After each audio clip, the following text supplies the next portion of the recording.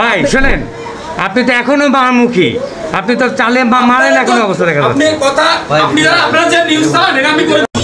এই আশ্রমে যাদেরকে নিয়ে আসা হয়েছে অধিকাংশই হলো প্রতিবন্ধী বৃদ্ধ প্যারালাইজ। এই বয়স্ক প্রতিবন্ধী প্যারালাইজ মানুষগঞ্জে একটু অ্যাবনর্মাল আচরণ করত এবং সে কারণেই সে তাদের উপরে প্রচন্ড পরিমাণে নির্যাতন করত, লাঠি দিয়ে পিটাতো, সেটা স্বীকার করেছে। যে এবং আসসালামু আলাইকুম বন্ধুরা, আশা করি সবাই ভালো আছেন। আল্লাহর অশেষ রহমত, আমিও ভালো আছি। শুরুতে যে ভিডিওটি দেখলেন, আজকের ভিডিওটি খুবই গুরুত্বপূর্ণ। আশা করি শুরু থেকে শেষ পর্যন্ত আমাদের সাথেই থাকবেন। অনলাইন জগতে ভাইরাল ব্যক্তি, মানবতার ফেরিয়ে রাখা Milton Samadder child and age old care প্রতিষ্ঠানের চেয়ারম্যান।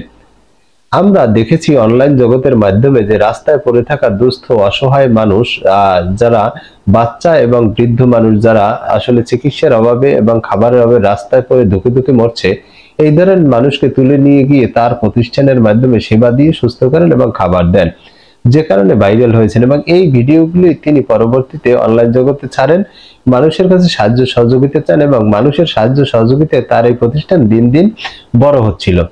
তো হঠাৎই মানবতার ফেরি এলাকাতে মিল্টন সমাদ্দার ভিলেনে রূপান্তরিত হয়েছে। নানান অভিযোগ উঠেছে তার বিরুদ্ধে এবং তার বিরুদ্ধে মামলা হন এবং মামলার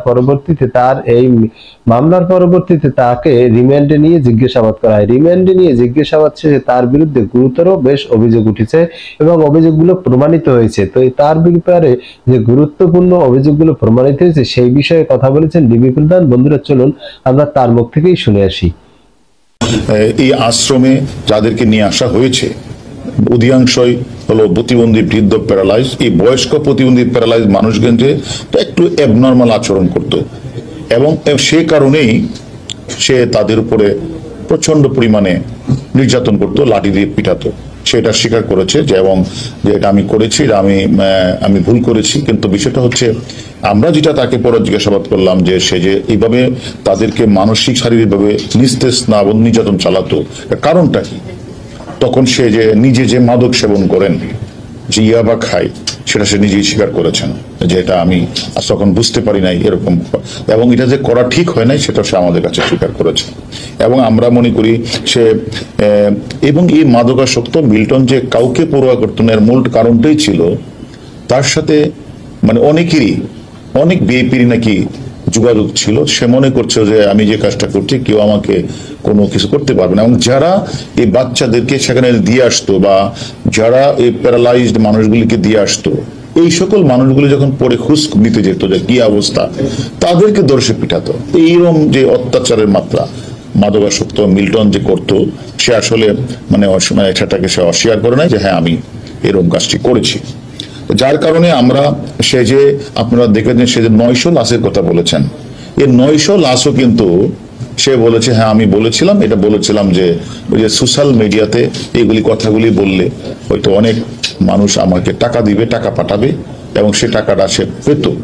তখন আমরা বললাম 900 লাশ কোথায়, হিসাব কোথায়? সে রেজিস্টার দেখাতে পারে নাই, কোথায় কবর দিয়ে সেটা দেখাতে পারে নাই। পরবর্তী বলে সেটা বলেন যে আসলে 900 লাশ তো আসলে আমি কবর দিই না, আমি আসলে 900 লাশ আমি বেসিক্যালি সোশ্যাল মিডিয়ার মাধ্যমে প্রচার করে মানে আমি টাকা দণ্ড এগুলি করেছি। সেটা পরবর্তী যে সে বলেছে যে 135টা লাশ সে দাপন, 135টারও কিন্তু সে এখনো হিসাব দিতে পারে নাই কোথায় কি করেছে এবং কোথায় কি করেছে। তাই এগুলি আমরা আরো প্রয়োজন বসত আমরা মনে করি সে যিনি যে প্রতিনিয়ত তার আশ্রমে অনাথ, মানসিক প্রতিবন্ধী এবং মানসিকভাবে ভারসাম্যহীন এইগুলো ভিডিও তৈরি করে সেই ভিডিওগুলি সব বিভিন্ন ফেসবুকে দিয়ে মানুষের বিবেককে নাড়া দেওয়ার চেষ্টা করেছে। এবং বিবেকবান মানুষ যারা এই সকল দেখে, যারা অত্যন্ত মানবিকভাবে তারা সেই টাকাগুলি বিকাশের মাধ্যমে, নগদের মাধ্যমে তার অ্যাকাউন্টে পাঠিয়েছে। তাদের উদ্দেশ্যটা ছিল এরকম, যেহেতু সে মানবতার ফেরিওয়ালার কথা বলছে, বৃদ্ধ প্যারালাইজ মানুষকে সেবা দেওয়ার কথা বলছে, ভালো ডাক্তার দেখাবে বলছে, এই কারণে অনেকেই তার কাছে টাকা পাঠিয়েছে।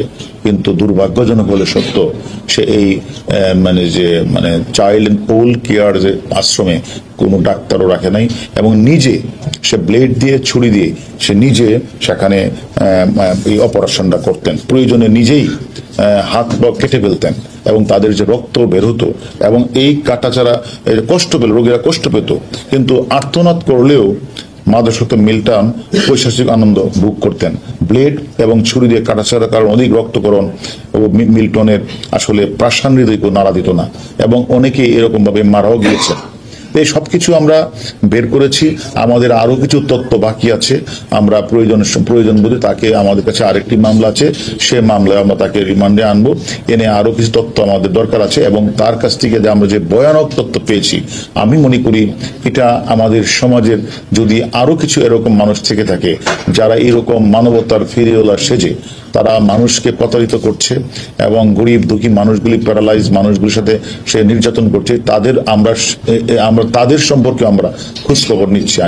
তো বন্ধুরা, আমরা শুনলাম যে আসলে মিল্টন সমাদ্দার, যাকে আমরা হাজারো মানুষের হৃদয়ে স্থান করে নেওয়া মিল্টন সমাদ্দার, যিনি মানুষের হৃদয়ে স্থান করে নিয়েছিলেন এই অসহায় মানুষদের সেবা করার জন্যই, তো তার বিরুদ্ধে যে অভিযোগগুলো উঠেছে এবং সেগুলো প্রমাণিত হয়েছে, যেটা আপনারা ইতিমধ্যে শুনতে পেলেন।